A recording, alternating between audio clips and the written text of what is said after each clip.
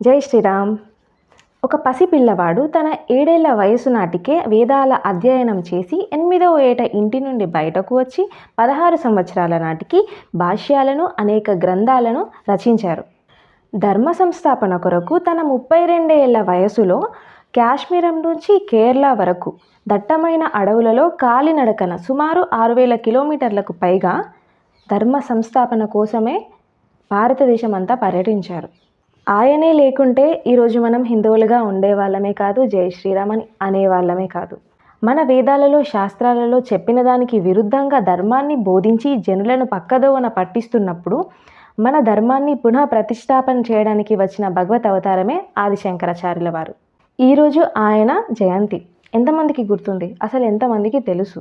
ఇది పక్కకు పెట్టి మదర్స్ డే అని జరుపుకుంటున్నారు. అసలు మదర్స్ డే అంటే ఏంటి తెలుసా మీకు? కొంచెమైనా ఉండాలి. ఇతర దేశాల వాళ్ళకి వాళ్ళ అమ్మని చూసుకోవడం శాతగాక సంవత్సరంలో ఒకరోజు వాళ్ళ అమ్మకు ఒక రోజు పెట్టారు. వాళ్ళ అమ్మని తీసుకెళ్ళి ఓల్డేజ్ హోమ్లో ఇస్తారు. అక్కడికి వెళ్ళి పూలు ఫ్రూట్స్ ఇస్తారు. మీరు అంతేనా? మీరు అలానే చేస్తారా? అలా చేస్తారంటే తప్పకుండా చేసుకోండి. Happy Mother's Day. మన సనాతన ధర్మంలో అమ్మను ప్రతిరోజు పూజిస్తాము. అమ్మను దేవతలా కొలుస్తాము. మనకు ఆ మదర్స్ డేకి అసలు పొంతనే లేదు. ఎప్పుడైతే మనం మన గురువులను గౌరవించడం మానేస్తామో అప్పుడే మన పతనం మొదలవుతుంది. ఆదిశంకరాచార్యుల వారే లేకుంటే ఏనాడో మన దేశం బౌద్ధమతమై అందులో నుండి ఇస్లాంలోకి సులభంగా మారిపోయేది. ఈరోజు రామానుజాచార్యుల వారి జయంతి కూడా. దయచేసి మన ధర్మాన్ని పాటించే వారికి, మన ధర్మాన్ని బోధించే వారిని గౌరవించడం నేర్చుకుందాం. పాశ్చాత్యుల సంస్కృతిని ఇకనైనా వదిలిపెట్టండి. మన ధర్మాన్ని మన పిల్లలకు నేర్పించండి. అప్పుడు వారు మిమ్మల్ని ధర్మంగా చూసుకోగలుగుతారు.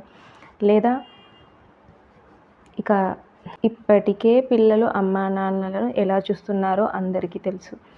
ఇంకా మనం ముసలి వాళ్ళం అయ్యేసరికి ఎలా ఉంటుందో మీ విజ్ఞతకే వదిలేస్తున్నా. ప్రతి ఒక్కరూ ఒక శంకరాచార్యులు అవ్వాలి. అప్పుడే మన సనాతన ధర్మం ముందుకు పయనిస్తుంది. జై శ్రీరామ్.